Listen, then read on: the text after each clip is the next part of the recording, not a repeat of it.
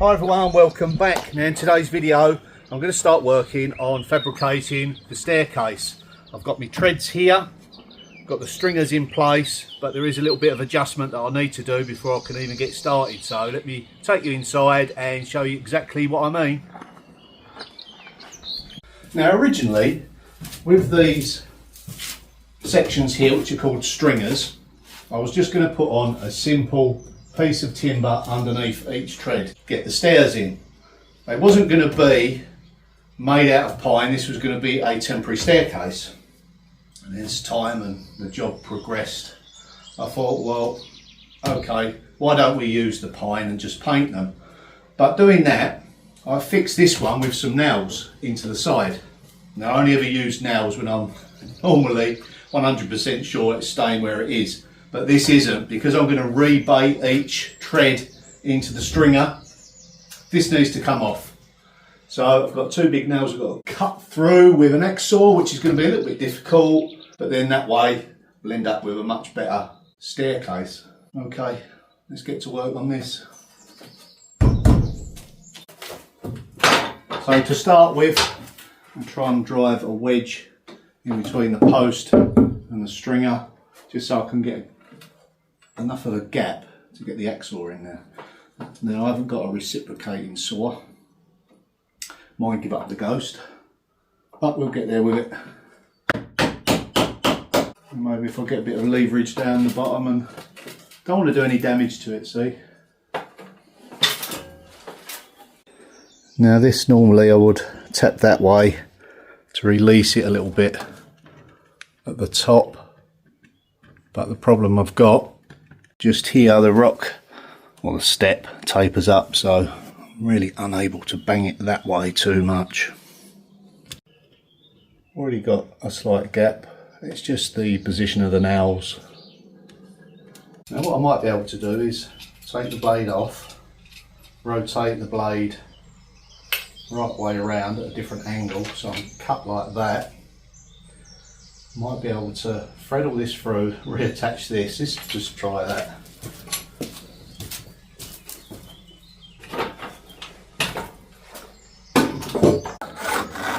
So now the blade is at a different angle, we can get in there, just about do this. Okay, so that's the last one. We're through that one. That went pretty easy. Let's just readjust, cut that one off. Just simply completely rotate it the other direction. Oh,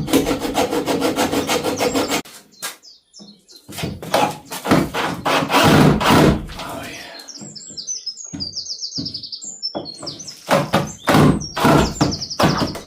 Here goes. I think I'm cut through now. Yay. No, it was a tight fit. Still remains a tight fit.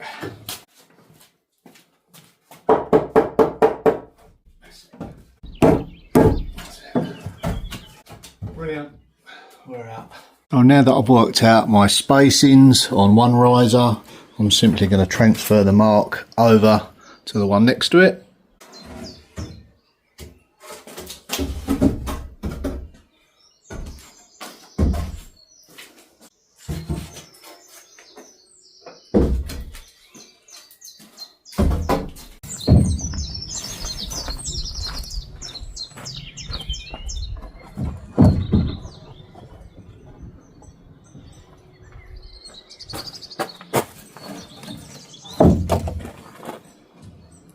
Yeah, surprising how twisted even new timbers can be. So it's not just old timbers that are like it.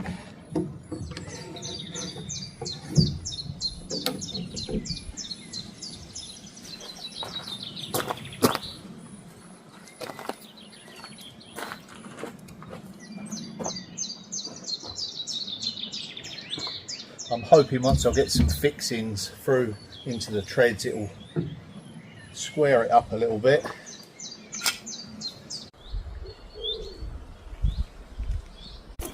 Oh, it's getting rather chilly. Wind's got up. So changeable the weather. Okay, so I'm just transferring the mark across onto the other one. My next job is to create a jig. Now, a jig is something that can be moved along the piece, so you haven't got to keep setting up, and you just use the router inside the allocated space. It does take a little time to set up, but once you do, if you've got multiple cuts, it does save you time. And once again, I've got to keep an eye on the weather, so changeable. So what I need to do is take out material in between these two lines at a set depth. Now the best way to do that is with a router, and what we need is something that we can move along with this angle, and then we can just move about our router with the cutter in between.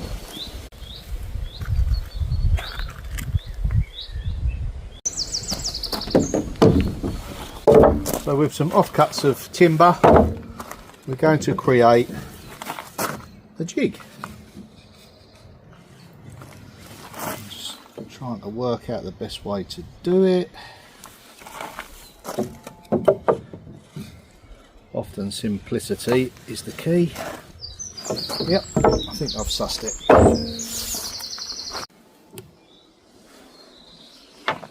Change the cutter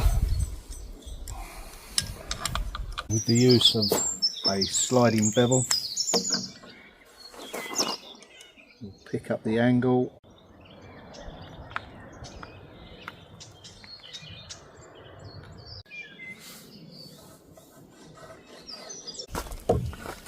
So that can smoothly run backwards and forwards along that one.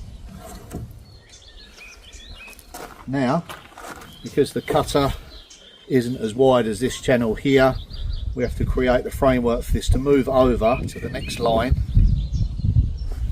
and then butt up to this face here. Always make sure your router is turned off. I know it's obvious.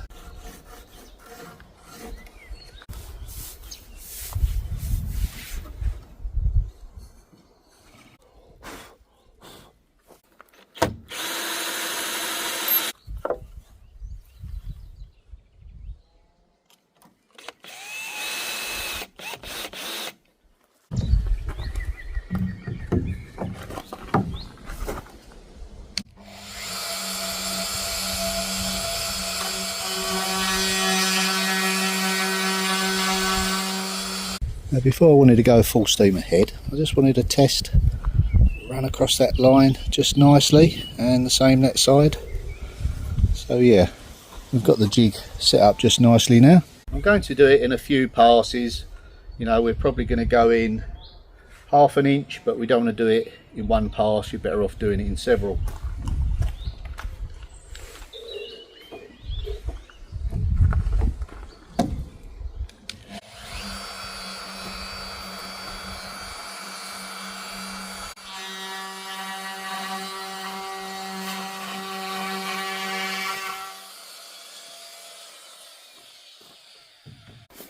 So let's test whether it actually takes the thickness of the tread.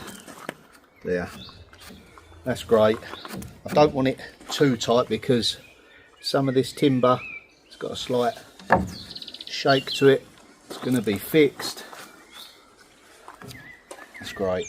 Now let's see whether it's movable to the next one. Now I put some screws in here just to stabilise it. Okay, will it slide? Yes, it does. Okay, all I've got to do now is just set this up, unplug it first. Only got to set it to one line this time.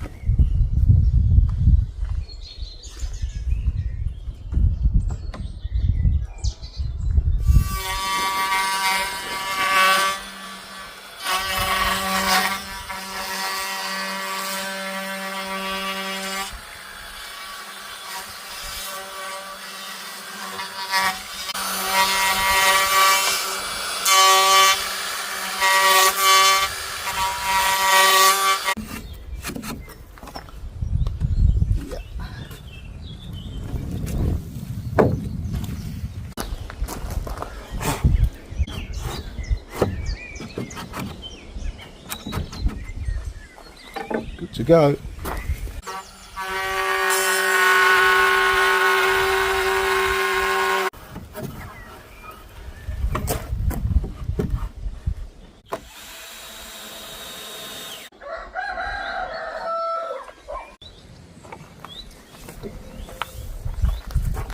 Just going to drop it down a little bit more.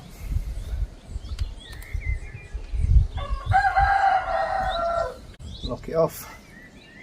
That's it. And then do it all over again.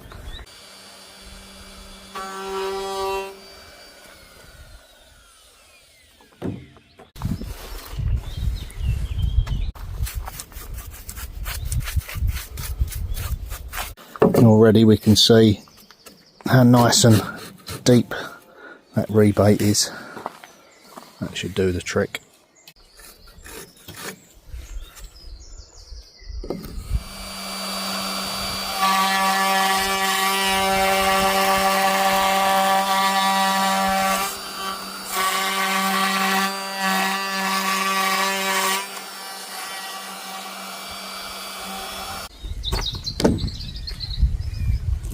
Well, that's great when you always establish a system that works.